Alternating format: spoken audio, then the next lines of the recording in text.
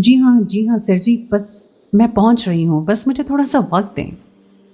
میں وضاحت دینا چاہتی تھی مگر دوسری طرف سے فون کھٹاک سے بند کر دیا گیا تھا۔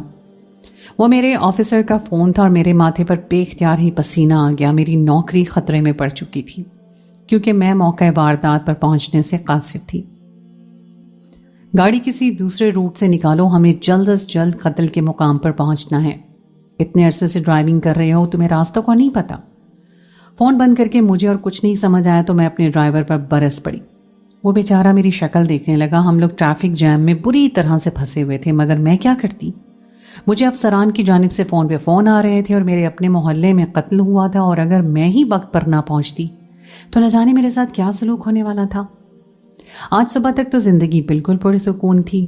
میں پیٹرولنگ پر تھی اور اپنے ساتھ ڈرائیور کے ساتھ آرام سے اپنی ڈیوٹی ادا کر رہی تھی۔ جس وقت مجھے اپنے ڈی ایس پی کی جانب سے فون کال موصول ہوئی۔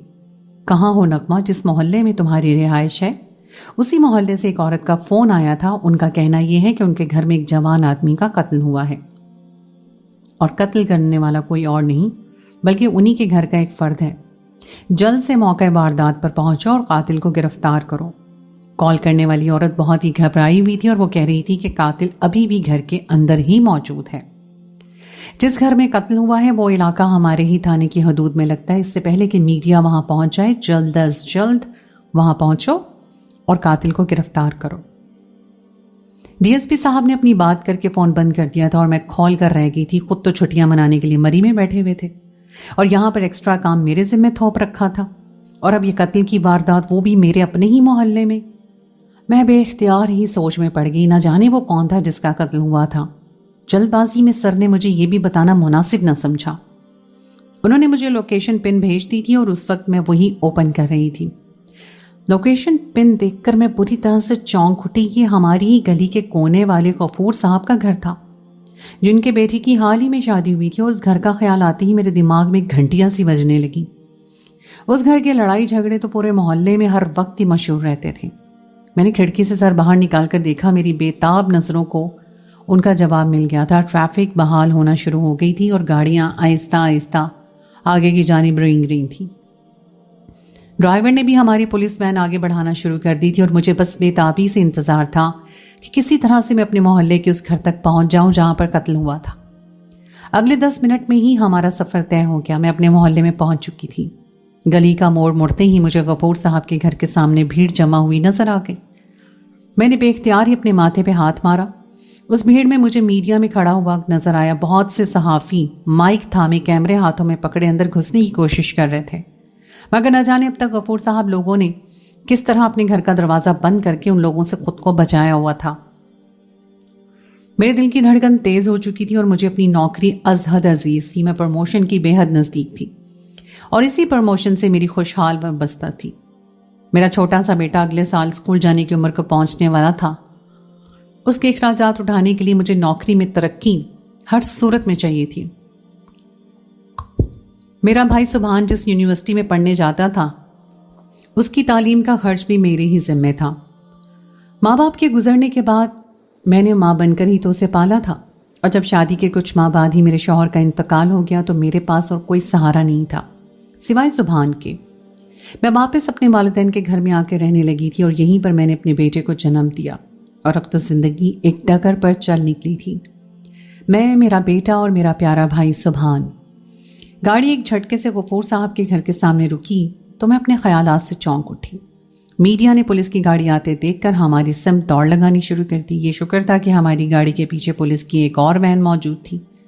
ان میں سے نکلنے والے سپاہیوں نے فوراً ہی میڈیا والوں کو پکڑ لیا تھا۔ میں بڑی مشکل سے بچتے بچاتے غفور صاحب کے گیٹ پر پہنچ گئی تھی۔ اندر سے رونے دھونے کی آوازیں آ رہی تھیں، مگر ان رونے دھونے کی آوازوں کے ساتھ ساتھ ایک عجیب طرح کا شور سا بھی تھا، یوں جیسے بہت سے لوگ کسی کو مل کر مارنے کی کوشش کرتے ہوں اور پھر خاموش ہو کر بیٹھ جاتے ہوں۔ میں نے بے اختیاری دروازے پہ لگی ہوئی گھنٹی کو بجا دیا اور کچھ دیر تک تو کوئی آواز نہیں آئی، مگر تھوڑی دیر کے بعد ایک کانپتی ہوئی سی آواز سنائی دی۔ کون ہے دروازے پر؟ ہم صرف پولیس کو اندر آنے دیں گے اور کسی کو نہیں۔ میں نے پہچان لیا تھا یہ غفور صاحب کی آواز تھی۔ وہ بوڑھے آدمی اپنے جوان بیٹے کی موت پر یقیناً غم سے نڈھال تھے۔ پولیس آئی ہے غفور چاچا، دروازہ کھولیے، میں نغمہ ہوں۔ آپ کے علاقہ ہمارے ہی تھانے کے حدود میں لگتا ہے. اس قتل کی تحقیقات میں ہی کروں گی. میرا نام سنتے ہی غفور چاچا نے فوراً سے دروازہ کھول دیا تھا. ان کا چہرہ آنسوؤں سے بھیگا ہوا تھا اور میں نے اندر داخل ہوتے ہی ایک ہاتھ ان کے شانے پہ رکھ کر انہیں تسلی دی. مگر میں مزید ان کے پاس نہیں رک سکتی تھی. مجھے جلد از جلد اندر جانا تھا. میرے افسر کے مطابق قاتل ابھی تک گھر کے اندر ہی موجود تھا. میں نے بے اختیار ہی پلٹ کر غفور چاچا کی طرف دیکھا. وہ اپنے آنسو صاف کرتے ہوئے مجھے ہی دیکھ رہے تھے. اندر ہے وہ بدبخت جس نے میرے بیٹے ساجد کو قتل کیا ہے. غفور چچا کی آواز بھرا گئی تھی اور میرا خون کھول اٹھا. قاتل اندر ہی موجود تھا. مجھے ایک لمحے کی بھی تاخیر کیے بغیر ابھی جا کر اس کو گرفتار کر لینا چاہیے تھا. میں دل میں اندازے لگا رہی تھی کہ وہ کون ہوگا جس نے ساجد کا قتل کیا تھا. ابھی حال ہی میں تو اس کی شادی ہوئی تھی. شادی کے دن وہ کس قدر خوش تھا. خود میں نے بھی محلے دار ہونے کی حیثیت سے اس کی شادی میں شرکت کی تھی. یہی سوچتے ہوئے میں گھر کے اندر داخل ہوگی. سامنے ایک ہولناک منظر میرا منتظر تھا. گھر کے اندر کئی کمرے تھے. ان میں سے سب سے خوبصورت والا کمرہ ساجد کا کمرہ تھا. اس میں سجا ہوا نیا فرنیچر اس بات کی گواہی دے رہا تھا کہ ابھی اس کی شادی کو زیادہ وقت نہیں ہوا. مگر اس شاندار فرنیچر کی اس وقت حالت بری تھی. پورے کمرے میں کانچ کی اشیاء جا بجا ٹوٹی ہوئی پڑی تھی اور میرا دل دھک سے رہ گیا. بے اختیار ہی میں نے جیب سے نکال کر دستانے ہاتھوں پہ چڑھا لی اور میں ساجد کے کمرے کے اندر داخل ہو رہی تھی. کمرے کے وسط میں بیڈ رکھا ہوا تھا جس کے اوپر بدقسمت ساجد کی لاش پڑی تھی. میں نے 2 قدم آگے بڑھ کر لاش کو دیکھا اور اس کی آنکھیں بے نور تھیں اور وہ یوں پھٹی ہوئی تھیں گویا مرنے سے پہلے اس نے جو کچھ دیکھا ہو اسے اس پر یقین ہی نہ آیا ہو. ساجد کو عین دل کے مقام پر چھری کھونپی گئی تھی. دل کے مقام پر جو زخم لگا تھا وہاں سے خون ابل ابل کر بیڈ کی چادر کو سرخ کر رہا تھا. مجھے جھرجھری سی آ گئی اور قتل کے بے شمار کیسز دیکھنے کے باوجود ہر مرتبہ جب بھی میں کوئی لاش دیکھتی تھی تو میرے ساتھ یہی ہوتا تھا. تبھی میں بری طرح سے چونکی. کمرے میں ساجد کی لاش ہی نہیں تھی بلکہ کچھ اور بھی تھا جو توجہ کا منتظر تھا. بیڈ کے دوسری طرف دیوار کے ساتھ الماریاں رکھی ہوئی تھیں اور انہی الماریوں کے ساتھ ٹیک لگا کر زمین پر کوئی بیٹھا تھا اور میں نے غور سے اس کی جانب دیکھا تو وہ کوئی اور نہیں بلکہ ساجد کی بیوی فاطمہ تھی.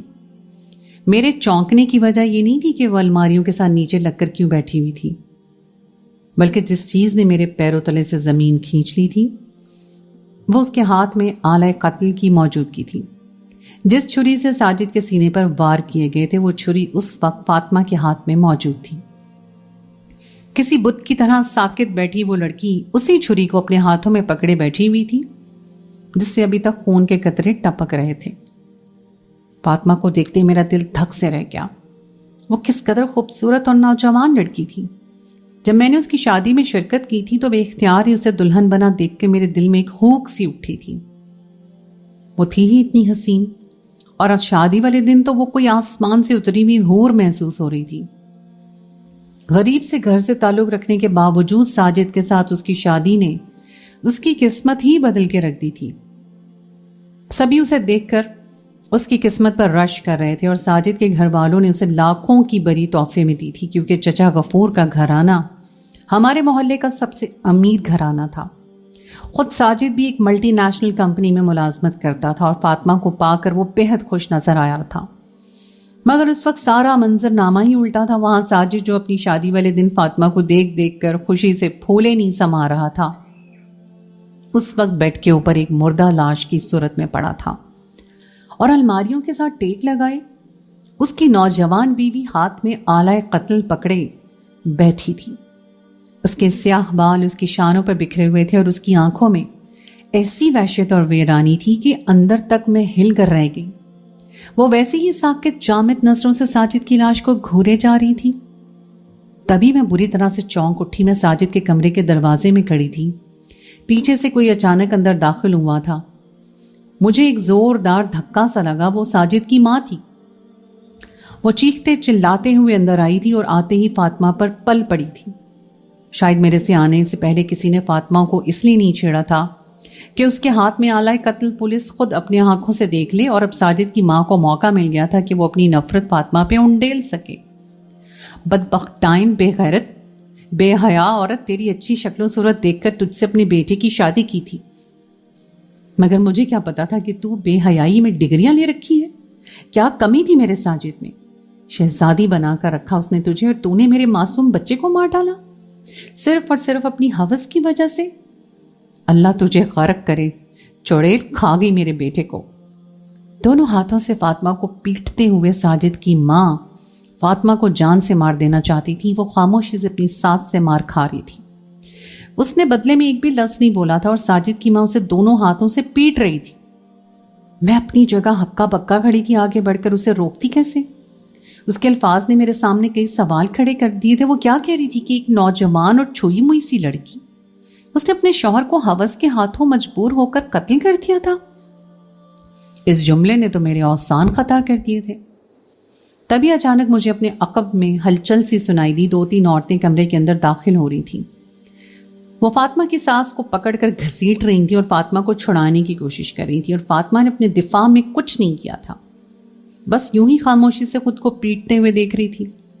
چھوڑے امی، اس بے غیرت کا انجام اب آپ دیکھیے گا کہ کیا ہوتا ہے. پولیس آ گئی ہے، پولیس اسے ابھی گرفتار کر لے گی. انہوں نے اس کے ہاتھ میں چھری دیکھ لی ہے. یہ بے غیرت اور بے حیا لڑکی بھی اسی طرح موت کے گھاٹ اتاری جائے گی جس طرح اس نے ساجد بھائی کو مارا ہے.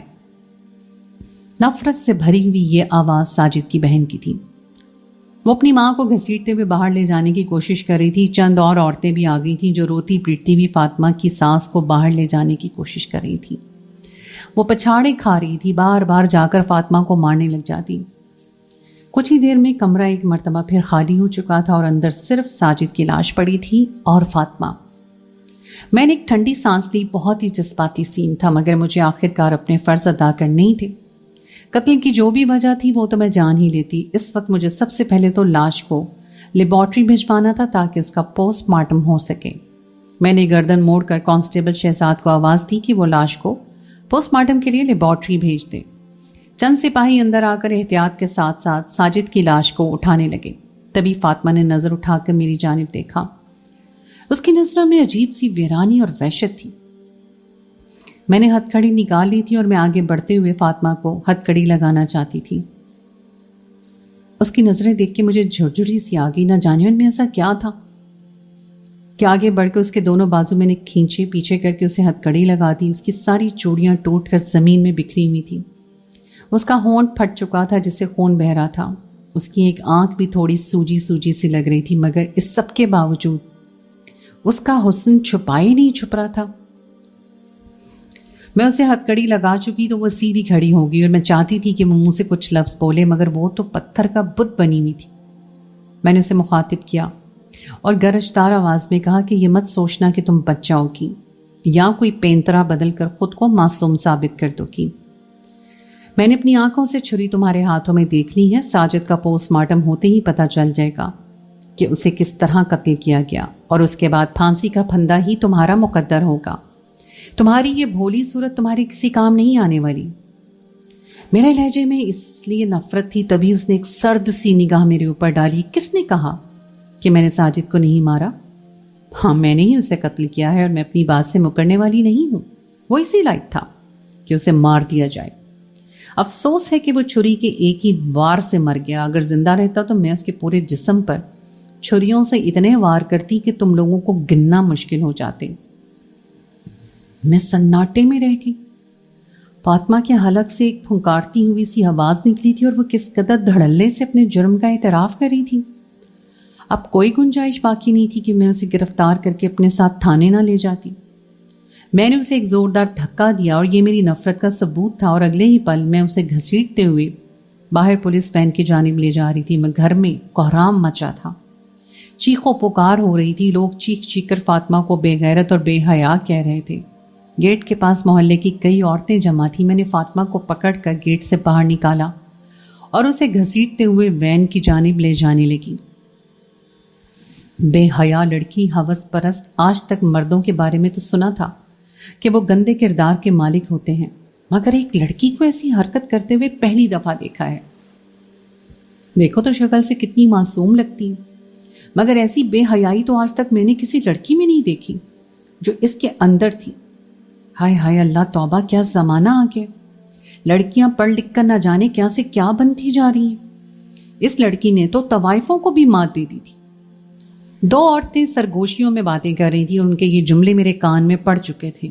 میں الجھ کر رہ گئی. آخر فاطمہ نے ایسا کیا کیا تھا کہ ہر کوئی اتنی نفرت بھری نظروں سے اسے دیکھے جا رہا تھا؟ اسے قاتلہ کے طور پہ کم اور ایک بے حیا اور بدکردار لڑکی کی حیثیت سے زیادہ جانا جا رہا تھا. میں نے پلٹ کر ان عورتوں کی جانب دیکھا. ان سے بات چیت ہونا ضروری تھی، مگر میں کس چیز کی تحقیقات کرتی؟ قاتل تو خود اپنے جرم کا اعتراف کر رہا تھا. فاطمہ نے تسلیم کر لیا تھا کہ اسی نے ساجد کو مارا ہے. یقیناً میرے اعلی افسران اس تحقیقات پر اپنا رقم اور وقت ضائع نہیں کرنے والے تھے. فاطمہ کو کل ہی موت کی سزا ہونے والی تھی اور میں نے ایک ٹھنڈی سانس لی اور اسے وین میں بٹھا کر دروازہ بند کر دیا. اس کے ساتھ پیچھے چند لیڈی کانسٹیبل بیٹھ گئی تھیں اور میں پولیس وین میں آگے بیٹھی تو میرے ڈرائیور نے بیٹھ کر گاڑی سٹارٹ کر دی. میڈیا اپنا مائک لے کر ہماری جانب بھاگا چلا رہا تھا، مگر میں نے کسی کو جواب دینا ضروری نہیں سمجھا. خاموشی سے باہر بھاگتے ہوئے مناظر کو دیکھنے لگی. میرا رخ گاڑی کی طرف اور گاڑی کا رخ تھانے کی جانب تھا. کچھ ہی دیر کے بعد ہماری گاڑی تھانے کی حدود میں داخل ہو رہی تھی اور یہ شہر کا کوئی نمایاں علاقہ تو تھا نہیں کہ تھانہ بہت ہی اعلیٰ قسم کا بنا ہوا ہوتا. عارضی قسم کے لاک اپ تھے، جو لاک اپ کم اور کمرے زیادہ لگتے تھے. میں پولیس وین سے نیچے اتر آئی. میرے چہرے پہ فخر سا تھا. آخر میں نے قتل کی ایک واردات کو موقع پہ ہی نپٹا دیا تھا. قاتل کو گرفتار کر کے اپنے ساتھ لے آئی تھی اور نہ کوئی تحقیق نہ ہی کوئی خرچہ. تھانے کے جتنے بھی افراد تھے وہ سبھی توصیفی نظروں سے مجھے دیکھ رہے تھے. لیڈی کانسٹیبلز فاطمہ کو پکڑ کر اندر لا رہی تھیں. وہ کسی بے جان مردے کی طرح ساتھ گھسیٹتی ہوئی چلی آ رہی تھی. اسی حالت میں بھی اس کا بے مثال حسن نمایاں ہو رہا تھا. میرے حکم پر لیڈی کانسٹیبل نے سامنے نظر آنے والی ایک لاک اپ میں اسے بند کر چکی تھی. اس کی سلاخیں زور دینے پر لرزنے لگ جاتی تھی، مگر مجھے فاطمہ سے کوئی خطرہ نہیں تھا کہ وہ بھاگنے کی کوشش کرے گی. سخت نظروں سے اسے گھورتے ہوئے میں اپنی ٹیبل پہ جا کر بیٹھ گئی. میں اپنا کام نپٹا آئی تھی. اب جب تک ڈی ایس پی صاحب کا فون نہ آتا مجھے کچھ بھی کرنے کی ضرورت نہیں تھی. میں نے جیب سے اپنا موبائل فون نکالا اور اسکرولنگ کرنے لگی اور کچھ ہی دیر کے بعد میں بری طرح سے چونک اٹھی تھی. موبائل فون پر فاطمہ کی گرفتاری وائرل ہو رہی تھی. ہر کوئی اس کی گرفتاری کے اوپر اپنا اپنا تجزیہ پیش کر رہا تھا. جانے کس وقت اپنے موبائل سے ریکارڈ کر کے کسی نے یہ ویڈیو انٹرنیٹ پر ڈال دی تھی اور اس ویڈیو میں دو عورتوں کی وہ باتیں بھی ریکارڈ ہو گئی تھیں جس میں وہ فاطمہ کو فاحشہ قرار دے رہی تھی. پورے انٹرنیٹ پہ گویا طوفان آیا ہوا تھا. فاطمہ کا کیس اب کوئی عام کیس نہیں رہا تھا. بے اختیار ہی میرے ماتھے پر پسینے کے قطرے نمودار ہونے لگے.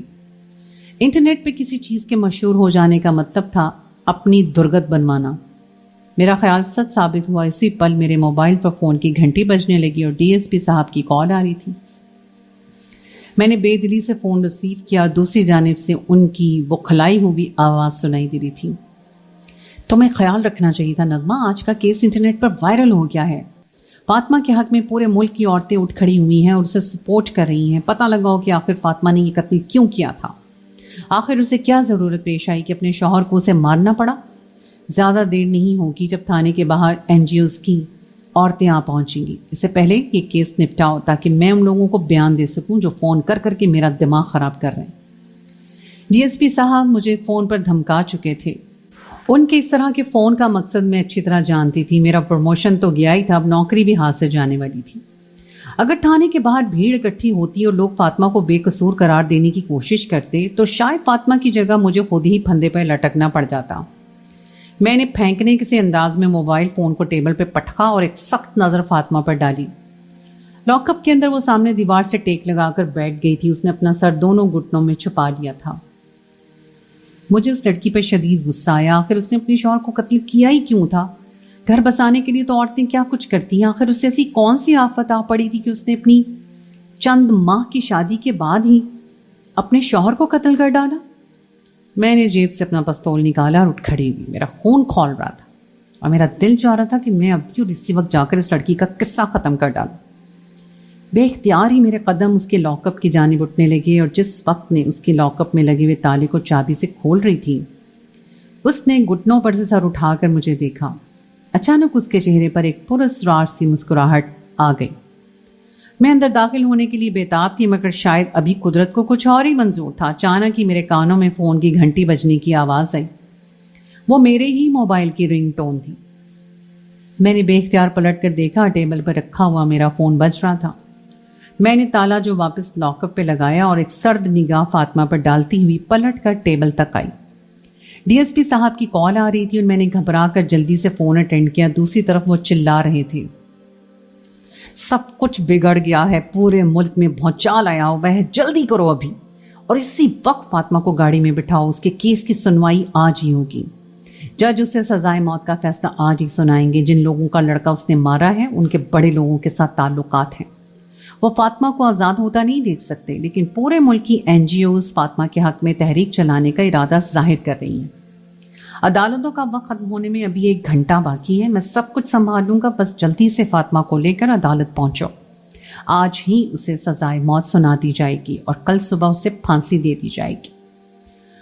میں نے ڈی ایس پی صاحب کو اتنا بکھلاتے ہوئے کبھی نہیں دیکھا تھا۔ اتنا تو میں جانتی تھی کہ چچا غفور فوج کے ریٹائرڈ آفیسر رہ چکے ہیں، یقیناً ان کے اعلیٰ سرکاری افسران کے ساتھ اچھے تعلقات تھے، اور NGOs کی عورتیں جس کے پیچھے پڑ جائیں وہ اس کیس کا کیا حشر کرتی ہیں، میں اس بات سے بھی واقف تھی۔ ڈی ایس پی کا بکھلانا میری سمجھ میں آ رہا تھا اور میرے ہاتھ پاؤں خود بھی پھول چکے تھے۔ میں نے جلدی سے گرجدار آواز میں سپاہیوں کو حکم دیا کہ گاڑی نکالیں تاکہ میں فاطمہ کو لے کر عدالت پہنچ سکوں، مگر اس سے پہلے مجھے ایک اور کام کرنا تھا۔ مجھے FIR درج کرنی تھی جس میں فاطمہ کے اوپر قتل کا مقدمہ کرنا تھا تاکہ آج اسے سزائے موت سنائی جا سکے۔ جلدی جلدی FIR کی خانہ پوری کرتے ہوئے میرے ہاتھ کانپ رہے تھے، مگر جیسے تیسے میں نے رجسٹر بھرا، باہر نکل کر بھاگی۔ فاطمہ کو پولیس وین کے اندر بٹھا دیا گیا تھا۔ اس ملک میں اندھا قانون تھا۔ میں جانتی تھی کہ اگر ڈی ایس پی صاحب نے تہیہ کر لیا ہے کہ فاطمہ کو پھانسی ہوگی تو اسے کوئی نہیں بچا سکتا۔ کوئی نہیں پوچھے گا کہ ایک ہی دن پہلے گرفتار ہونے والی فاطمہ کا کیس اسی دن عدالت میں کیسے پہنچا، اور اسی دن اسے سزائے موت کیوں سنوا دی گئی۔ چچا غفور کے جن اعلیٰ عسکری افسران کے ساتھ تعلقات تھے وہ ہر معاملے کو دبا دینے کی صلاحیت رکھتے تھے۔ آندھی طوفان کی طرح دوڑتے ہوئے میری گاڑی عدالت کی جانب بھاگی جا رہی تھی۔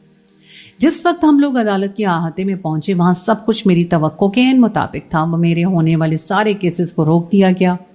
جج اپنی کرسی پہ بیٹھا ایسے منتظر تھا جیسے پتہ نہیں اسے کتنے اہم کام کرنے کے لیے بٹھا رکھا ہو۔ اس کے چہرے پر بھی ہوائیں اڑتی ہوئی نظر آ رہی تھیں اور میں بری طرح سے چونک اٹھی۔ میں تو ایک درمیانے درجے کی افسر تھی جو اپنی پروموشن کی منتظر تھی، مگر اس وقت مجھے عدالت کے کمرے کے اندر کئی بڑے بڑے پولیس افسران نظر آ رہے تھے جن کی نظریں مجھ پر اور میرے ساتھ آتی ہوئی فاطمہ پر جمی تھیں۔ ہم سب کے علاوہ عدالت میں اور کوئی نہیں تھا، صرف پولیس افسران، سپاہی، کانسٹیبل، میں اور میرے ساتھ فاطمہ جو جج کو دیکھتے ہوئے آگے بڑھتی جا رہی تھی۔ عدالت کی کارروائی شروع کی جا چکی تھی۔ فاطمہ کو کٹہرے میں کھڑا کر دیا گیا تھا اور جج اب فاطمہ کی جانب رسمی سوالات اچھال رہا تھا اور وہ اس سے پوچھ رہا تھا کہ آخر اس نے اپنے جوان شوہر کو کیوں، چند ماہ کی شادی سے آخر اسے ایسا کیا مسئلہ پیش آیا کہ اس نے قتل جیسا سنگین جرم کر ڈالا۔ فاطمہ کا جو رویہ تھا مجھے یقین تھا وہ کچھ نہیں بولے گی اور جج اگلے ہی پل اسے سزائے موت سنا دے گا، مگر میرے قدموں تلے سے زمین نکل گئی جب میں نے فاطمہ کو بولتے ہوئے سنا۔ وہ پورے اعتماد کے ساتھ سر اٹھائے کٹہرے میں کھڑی تھی اور بول رہی تھی، ہاں میں نے اپنے شوہر ساجد کا قتل کیا ہے کیونکہ وہ اسی لائق تھا، وہ نامرد تھا۔ میں 21 سال کی ایک جوان لڑکی ہوں، میری بھی کچھ خواہشات ہیں، مگر میری شادی اس جیسے نامرد سے صرف اس لیے کر دی گئی کیونکہ وہ بے حد پیسے والا تھا۔ کسی نے نہیں سوچا کہ آخر اتنے امیر گھرانے کا لڑکا ایک غریب گھرانے میں شادی کیوں کرنا چاہتا ہے۔ اس کی حقیقت سے سب واقف تھے مگر اسے مجھ سے بھگتنا پڑا۔ شادی کے چند ماہ بعد ہی مجھے اندازہ ہو گیا تھا کہ وہ مجھے کبھی خوش نہیں رکھ سکتا، نہ ہی ہمارے ہاں کبھی اولاد ہوگی۔ میں نے اسے دبے لفظوں میں کہنا شروع کیا تو وہ پھر بھی بپھر گیا۔ اس نے الٹا مجھ پر الزام رکھنے شروع کر دیے کہ میں ایک بدکردار عورت ہوں اور میرے کئی مردوں کے ساتھ تعلقات تھے، اس لیے میں اس سے خوش نہیں ہوتی۔ اس سب کا صرف ایک ہی علاج تھا جو میں نے کر دیا۔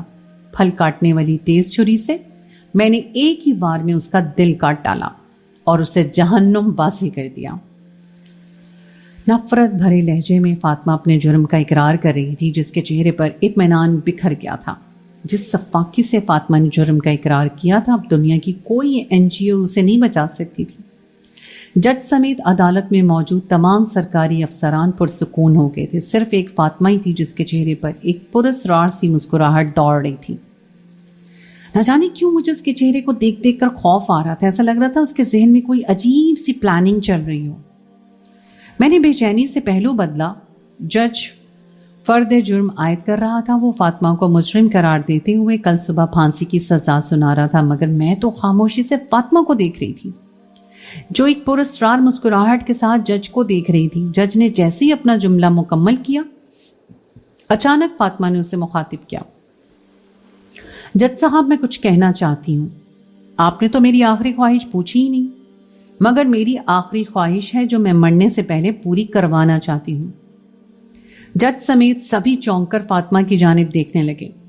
جج کی پیشانی پر بل پڑ گئے تھے، مگر اسے اپنا فرض تو ادا کرنا ہی تھا. اس نے فاطمہ کو دیکھا اور ٹالنے والے انداز میں بولا کہ ہاں بی بی، بتاؤ تمہاری آخری خواہش کیا ہے؟ اگر ہمارے بس میں ہوا تو ہم اسے ضرور پورا کریں گے، اور اگر نہ پورا کر سکے تو کوئی بات نہیں، اگلے جہان میں جانے سے پہلے ہمیں معاف کر دینا. جج کی بات پر عدالت میں کہکا گونج اٹھا تھا، مگر فاطمہ اس کہکہے سے متاثر نہیں ہوئی تھی. وہ ویسے ہی سرد نگاہوں سے جج کو گھور رہی تھی. اس کے چہرے پر پر اسرار مسکراہٹ رقص کر رہی تھی، اور تبھی جب وہ بولی تو اس نے گویا میرے سر کے اوپر بم پھاڑ دیا.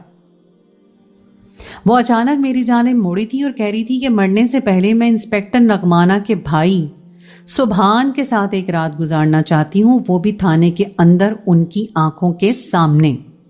اس کے جملے نے گویا میرے سر پر آسمان توڑ ڈالا تھا. میں پھٹی پھٹی آنکھوں سے اس کو دیکھ رہی تھی. عدالت میں موجود ہر شخص مڑ کر مجھے دیکھ رہا تھا، اور یکدم ہی مجھے اپنے سر پر خطرے کی گھنٹی بجتی ہوئی محسوس ہوئی. سبھی جانتے تھے کہ میرا گھر اسی علاقے میں جس علاقے میں فاطمہ کی رہائش ہے، مگر وہ میرے بھائی سبحان کو کیسے جانتی تھی؟ اور آخر اس نے اتنی بڑی بات کیوں کی تھی؟ وہ میرے بھائی کے ساتھ رات گزارنے کی بات ایک بھری عدالت میں کیوں کر رہی تھی؟ جج سوالیہ نظروں سے مجھے دیکھ رہا تھا. ایک دم ہی میرا خون کھول اٹھا. مجھے اپنا پیارا بھائی بے حد عزیز تھا. میں جانتی تھی وہ خوبرو لڑکا ہے اور محلے کی کئی لڑکیاں اس پر جان دیتی ہیں، لیکن فاطمہ نے جس طرح سے بے باک انداز میں سبحان کا نام لیا تھا، میرا دل چاہ رہا تھا کہ اب بھی بندوق نکالوں اور اس کا قتل کر ڈالوں. وہ ایک بد کردار بے حیا لڑکی تھی جو اپنی عیاشی کی خاطر اب میرے بھائی کو استعمال کرنا چاہتی تھی. میں کچھ نہیں کہہ سکتی تھی. عدالت میں کئی اعلیٰ افسران موجود تھے. جج کے چہرے پہ ناگواری ہی ناگواری تھی. وہ فیصلہ سنا چکا تھا.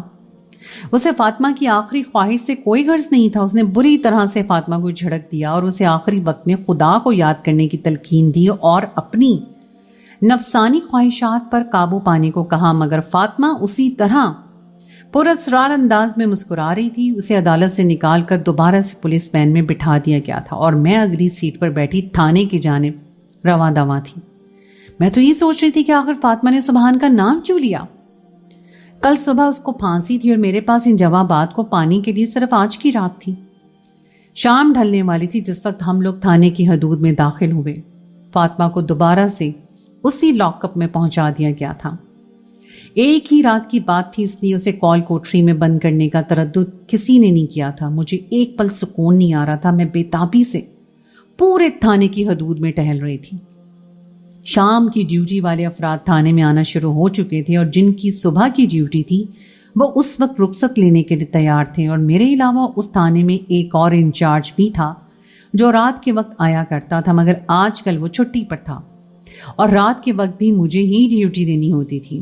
میں بار بار اپنے ماتھے پر آیا ہوا پسینہ صاف کر رہی تھی اور میرا خون کھول رہا تھا. میرا دل چاہ رہا تھا کہ ابھی تھانے کے لاک اپ میں داخل ہو کر اس بدکردار لڑکی فاطمہ کو جان سے مار ڈال جس نے میرے پیارے بھائی سبحان کا نام لیا تھا. اور میں جانتی تھی کہ سبحان محلے کی کسی لڑکی کو آنکھ اٹھا کر بھی نہیں دیکھتا تھا. وہ تو سیدھا سادہ اور اپنی پڑھائی پر توجہ رکھنے والا لڑکا تھا. آخر کار میں اپنی کرسی پر بیٹھ گئی اور فاطمہ کو گھورنے لگی. میں نے فیصلہ کر لیا تھا کہ میں اسے بات ضرور کروں گی. آخر اس کی جرت کیسے ہوئی کہ اس نے میرے بھائی کا نام لیا؟ کیا وہ مجھے جانتی نہیں تھی؟ رات کا سٹاف کم تھا اور آہستہ آہستہ کر کے تھانہ خالی ہونے لگا. میں ایسی بات کا تو منتظر تھی. میں چاہتی تھی کہ تھانے میں کم سے کم افراد رہ جائیں تاکہ میں اپنا اگلا قدم اٹھا سکوں. رات 3 بجے کے قریب تھانے میں میرے اور فاطمہ کے سوا کوئی نہیں بچا تھا. جو لیڈی کانسٹیبلز ڈیوٹی پر موجود تھیں وہ سب کی سب سو چکی تھیں. کوئی اپنی کرسی پر بیٹھا جھول رہا تھا تو کسی نے خفیہ جگہ پر بستر لگا رکھا تھا جہاں وہ کچھ دیر کے لیے آرام کرنے کے لیے لیٹ گیا تھا. بس میں ہی تھی جو انگاروں پر چل رہی تھی. جب مجھے یقین ہو گیا کہ تھانے میں صرف میں ہی جاگ رہی ہوں تو میں دھیرے سے اپنی جگہ سے اٹھی، اور یہ دیکھ کر میری حیرت کی انتہا نہ رہی کہ لاک اپ کے اندر بیٹھی ہوئی فاطمہ بھی ابھی تک جاگ رہی تھی اور وہ میری ہی آنکھوں میں دیکھ رہی تھی۔ اس کا جاگنا تو بنتا تھا، آج اس کی زندگی کی آخری رات تھی، کل صبح اسے موت کے گھاٹ اتار دیا جانے والا تھا۔ لاک اپ کا دروازہ کھول کر میں احتیاط کے ساتھ اندر داخل ہو گئی۔ وہ اسی طرح زمین پر بیٹھے ہوئے مجھے دیکھے جا رہی تھی۔ وہ مسکرا رہی تھی اور اس کی مسکراہٹ بے حد پراسرار اور معنی خیز تھی، جیسے وہ جتنا کچھ جانتی تھی جس سے میں واقف نہیں تھی۔ کیوں کیا تم نے یہ سب کچھ؟ ساجد کو تم نے مارا کیونکہ وہ نامرد تھا، تمہاری خواہشات پوری نہیں کر سکتا تھا، لیکن تم نے بھری عدالت میں میرے بھائی کا نام کیوں لیا؟ وہ تو تمہیں جانتا بھی نہیں، تمہاری شادی میں بھی صرف میں نے ہی شرکت کی تھی، تو پھر آخر سبحان کو اس سارے معاملے میں گھسیٹنے کی کیا وجہ تھی؟ میری آواز میں سختی تھی اور فاطمہ اپنی جگہ سے اٹھ کھڑی ہوئی اور دھیرے دھیرے چلتے ہوئے میرے عین مقابل آ کر کھڑی ہو گئی۔ اس کے چہرے کی مسکراہٹ غائب ہو چکی تھی اور اب اس کی آنکھوں میں ایک عجیب سا درد نظر آ رہا تھا۔ جب وہ بولی تو ایسا لگا جیسے نہ جانے کتنی دیر تک روتی رہی ہو۔ میں نے جو کچھ کیا وہ بالکل سچ تھا۔ ساجد نے مجھے کوئی خوشی نہیں دی، میں نے بہت کوشش کی کہ اس کے ساتھ نبھا کر لوں، مگر وہ تو میاں بیوی والا کوئی تعلق ہی نہیں بنا سکتا تھا۔ میں مجبور ہو چکی تھی اور میرے روپے اور پیسے کی مجھے کوئی ضرورت نہیں تھی، بس ایک اچھے گھر اور محبت کرنے والے شوہر کی ضرورت تھی، مگر میری بدقسمتی کہ مجھے وہ بھی نہ ملا۔ اسی حسرت نے مجھے گھر سے باہر نکلنے پہ مجبور کر دیا، اور گھر سے باہر نکلتے ہی جو پہلا شخص مجھے ملا وہ کوئی اور نہیں بلکہ سبحان تھا۔ ساجد کی موت کی جتنی ذمہ دار میں ہوں اتنا ہی سبحان بھی ہے۔ ابھی اس نے اتنا ہی کہا تھا کہ چٹاخ کی زور آواز میرے ہاتھ اس کے گال پر پڑا۔ وہ بے اختیار ہی نیچے کی جانب لڑک گئی۔ اس کے سر پر اوڑھا ہوا دوپٹہ نیچے گر پڑا اور مجھے شدید غصہ آیا تھا۔ وہ کس قدر ڈھٹائی کے ساتھ میرے بھائی کو اپنے گھناؤنے فعل میں شامل کر رہی تھی۔ بھلا میرا بھائی اس جیسی لڑکیوں کے ساتھ رابطہ کرنے کی کیا ضرورت کرے گا؟ اس جیسی بد کردار لڑکیاں تو جگہ جگہ منہ مارتی پھرتی ہیں۔ سبحان کا کردار اتنا سطحی ہرگز نہیں تھا۔ میں نے اس کو بازو سے پکڑ کر گھسیٹا اور اپنے سامنے سیدھا کھڑا کیا۔ وہ رونے لگی تھی، شاید مجھ سے معافیا مانگ رہی تھی یا پتہ نہیں کیا کہہ رہی تھی۔ وہ بار بار سبحان کو بلانے کا کہہ رہی تھی، بس اتنا ہی سنائی دے رہا تھا، کیونکہ میرے کان تو بند ہو چکے تھے، میرا دل اچھل کر حلق میں آ چکا تھا۔ جو کچھ میں نے اپنے سامنے دیکھا تھا اس نے میرے پیروں تلے سے زمین کھینچ لی تھی۔ میری نظر فاطمہ کے گلے پر جمی ہوئی تھی، جہاں نازک سی چین، اس میں ایک ننھا سا لاکٹ جھول رہا تھا۔ لاکٹ بے حد خوبصورت تھا، جو سونے کا بنا ہوا تھا۔ اس لاکٹ کو میں کیسے بھول سکتی تھی؟ میں نے بے اختیار ہی ہاتھ بڑھا کر اس لاکٹ کو چھوا۔ وہ وہی تھا، میرا منہ دکھائی کا لاکٹ جو میرے شوہر نے مجھے شادی کی پہلی رات تحفے میں دیا تھا۔ میں اچھی طرح سے اسے پہچانتی تھی، لیکن وہ فاطمہ کے گلے میں کیا کر رہا تھا؟ میں نے بے یقین نظروں سے فاطمہ کو دیکھا۔ وہ خاموش ہو چکی تھی، اس کے چہرے پر آنسو اپنے نشان بنا رہے تھے۔ میں یکدم 2 قدم پیچھے ہٹی۔ ایسا کیسے ہو سکتا تھا؟ شاید مجھے وہم ہو رہا تھا، میرا منہ دکھائی کا لاکٹ تو میرے گھر میں پڑا تھا۔ یہ لاکٹ کوئی اور ہوگا، بالکل میرے لاکٹ جیسا کوئی لاکٹ۔ میں بار بار خود کو تسلیاں دے رہی تھی، مگر نہ جانے کیوں میری چھٹی حص مجھے کسی گڑبڑ کی نشاندہی کر رہی تھی اور میرا سانس سینے میں بند ہونے لگا۔ میں بڑی مشکل سے لاک اپ سے باہر نکلی اور کپ کپاتے ہاتھوں سے گلاس میں پانی ڈال کر پینے لگی۔ میرے سامنے زمین آسمان گھوم رہے تھے اور تبھی اسی پل میں نے فیصلہ کر لیا۔ ہاتھ میں پکڑا ہوا پانی کا گلاس میں نے زور سے ٹیبل پر پٹکا اور آندھی طوفان کی طرح تھانے کی حدود سے باہر نکلتی چلی گئی۔ اگلے ہی لمحے میں گاڑی میں بیٹھ کر اپنے گھر کی جانب جا رہی تھی۔ میرا گھر زیادہ فاصلے پر نہیں تھا، 15 منٹ بعد ہی میں اپنے گھر میں موجود تھی۔ میرا ننھا بیٹا سو رہا تھا اور سبحان کے کمرے کا دروازہ بھی بند تھا۔ اس کی گاڑی باہر گیراج میں موجود تھی، یقیناً وہ اپنے کمرے میں آرام کر رہا تھا۔ میں اپنے کمرے میں داخل ہو گئی۔ کپ کپاتے ہاتھوں سے میں نے اپنی الماری کھولی۔ میرے زیورات کا ڈبہ لاکر میں پڑا ہوا تھا اور لاکر کی چابی میں نے کبھی نکالی ہی نہیں تھی۔ لرزتے ہوئے ہاتھوں سے میں نے لاکر کی چابی گھمائی اور دراز کھول کر میرے سامنے آ گیا۔ میرا دل اچھل کر حلق میں آ گیا۔ لاکٹ والا ڈبہ سامنے پڑا تھا، مگر وہ خالی تھا۔ میرا منہ دکھائی کا لاکٹ جو میرے شوہر کی نشانی تھا وہ غائب تھا۔ اس کا دراز میں لاکٹ کا نام و نشان بھی نہیں تھا، اور ہوتا بھی کیسے، وہی لاکٹ تو میں فاطمہ کے گلے میں دیکھ کر آئی تھی۔ ایک ہی پل کے اندر ساری گتھیاں سلجھنے لگیں اور ساری کڑیاں ملنے لگیں، اور مجھے اپنا سانس اپنے سینے میں گھٹتا ہوا محسوس ہو رہا تھا۔ میں تھکے تھکے قدموں سے اپنے کمرے سے باہر نکل آئی اور سبحان کے کمرے کی طرف دیکھا۔ میں نے ٹھنڈی اور گہری سانس لی۔ اب دوبارہ جا کر گاڑی میں بیٹھ گئی اور کچھ ہی دیر کے بعد میں تھانے واپس پہنچ چکی تھی، مگر اب کی بار میں نے فاطمہ کے لاک اپ کا رخ نہیں کیا تھا۔ میں پولیس کانسٹیبلز کو بلا رہی تھی اور اپنے نیچے کام کرنے والے ایک پولیس آفیسر کو بھی، جو سب ڈیوٹی پر موجود تھے۔ میں ادھر ادھر ہو گئے تھے، مگر کچھ ہی دیر کے بعد جب وہاں پہ سب پہنچے میں نے انہیں حکم دے دیا۔ وہ سب پھٹی پھٹی نظروں سے میری جانب دیکھ رہے تھے۔ میں نے نظریں چرا لی۔ جو کچھ میں نے کہہ دیا تھا اب میں اس سے پیچھے ہٹنے والی نہیں تھی۔ مجھے سیلوٹ کر کے میرا جونیئر تھانے سے باہر چلا گیا اور اس کے ساتھ دوسرے سپاہی بھی چلے گئے، اور میں نے نڈھال سے انداز میں کرسی کی پشت سے سر ٹکا لیا۔ میری نظریں تھانے کے اندر داخل ہونے والے دروازے پر جمی تھیں، اور میں جانتی تھی تھوڑی دیر کے بعد یہاں سے کون داخل ہوگا۔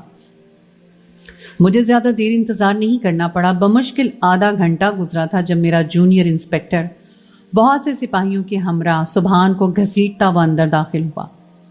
سبحان کی آنکھوں میں نیند تھی، شاید ان لوگوں نے اسے نیند سے اٹھایا تھا۔ میرے دل کو یکدم کسی نے مٹھی میں لے کر مسل دیا، میرا چھوٹا اور پیارا بھائی۔ مگر میں سچ جاننے سے صرف ایک قدم کے فاصلے پر تھی، اور میں یہ قدم پیچھے ہٹانے والی ہرگز نہیں تھی۔ انسپیکٹر نے سبحان کو میرے سامنے لا کر کھڑا کر دیا تھا۔ وہ خوف زدہ نظروں سے مجھے دیکھ رہا تھا۔ کیا بات ہے آپا، آپ نے رات کی اس پہر مجھے تھانے میں کیوں بلایا ہے، وہ بھی اس طرح سے؟ انسپیکٹر کو بھیج کر مجھے فون کر دیتی، اگر کوئی ضرورت تھی تو میں خود آ جاتا۔ وہ کچھ کہہ رہا تھا اور تبھی میری نظر فاطمہ پر پڑی۔ وہ لاک اپ کی سلاخوں کے ساتھ لگی تھی۔ میری نظروں کے تعاقب کرتے ہوئے سبحان نے بھی فاطمہ کو دیکھ لیا تھا، اور میں نے اس کا رنگ کو زرد پڑتا ہوا محسوس کر لیا تھا۔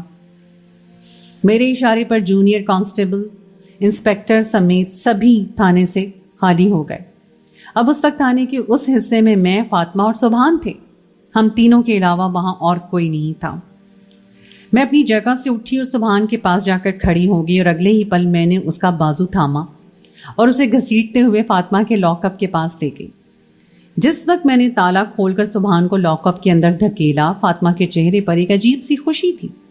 سبحان کو دیکھتے ہی وہ بھاگ کر سبحان سے لپٹ گئی تھی، اور جس انداز میں وہ اس سے بات کر رہی تھی، اس کے آنے پہ شکر ادا کر رہی تھی، مجھے سب سمجھ میں آ گیا تھا۔ میں نے بے اختیار ایک ٹھنڈی سانس لی۔ سبحان فاطمہ کو خود سے الگ کرنے کی کوشش کر رہا تھا، اور آخر وہی ہوا جس کا مجھے خدشہ تھا۔ سبحان نے فاطمہ کو ایک زوردار تھپڑ رسید کیا اور اسے خود سے دھکیل کر دور پھینک دیا۔ وہ دور زمین پہ جا گری۔ یہ دھچکا اس کے لیے بالکل اچانک تھا۔ وہ بے اختیار مڑ کر پھڑی پھڑی نظروں سے سبحان کو دیکھنے لگی۔ یقیناً اس کی آنکھوں سے درد چھلک رہا تھا۔ اس نے اپنا ایک ہاتھ اپنے گال پہ رکھا ہوا تھا، جہاں ابھی میرے بھائی نے اسے تھپڑ مارا تھا۔ کیا مصیبت ہے، کیوں چپک رہی ہو؟ میں نے تھوڑی کہا تھا کہ ساجد کو قتل کر دو۔ اچھا بھلا کام چل تو رہا تھا، ہم چھپ چھپ کر ملتے تھے، چھپ چھپ کر میں تمہاری خواہشات پوری کر دیتا تھا، پھر تمہیں ساجد کو مارنے کی ضرورت کیا تھی؟ خواہ اپنے ساتھ مجھے بھی اندر کرواؤ گی۔ یہ تو شکر ہے کہ نغمہ میری بہن ہے، ورنہ اب تک مجھے بھی بدکرداری کے الزام میں تھانے میں قید کر دیا جا چکا ہوتا۔ تمہیں کہا بھی تھا کہ میرے اور تمہارے تعلق کا کسی کو پتہ نہیں چلنا چاہیے، مگر تم ہو ہی بے وقوف عورت۔ آئندہ میرا نام بھی مت لینا، جو کچھ کیا ہے اسے خود بھگتو۔ میں نہیں کہا تھا کہ ساجد کو مار ڈالو، تم نے خود اسے قتل کیا ہے۔ میں نے تو صرف تمہارے ساتھ ناجائز تعلق بنایا تھا۔ میں پھٹی پھٹی نظروں سے سبحان کو دیکھ رہی تھی۔ میرا وہی چھوٹا سا بھائی، وہ اس وقت ایک عورت کے خلاف کیسے زہر اگل رہا تھا اور کتنی ڈھٹائی سے اپنے ناجائز تعلق کا اعتراف کر رہا تھا، مگر وہ یہ نہیں جانتا تھا کہ اس وقت وہ جس کے سامنے کھڑا ہے وہ اس کی بہن نہیں بلکہ اس تھانے کی انچارج نغمہ ہے۔ یقیناً اس نے یہ سب کچھ اتنی ڈھٹائی سے اس لیے کہا تھا کہ وہ جانتا تھا کہ میں اس کے خلاف کسی قسم کی کوئی قانونی کارروائی نہیں ہونے دوں گی۔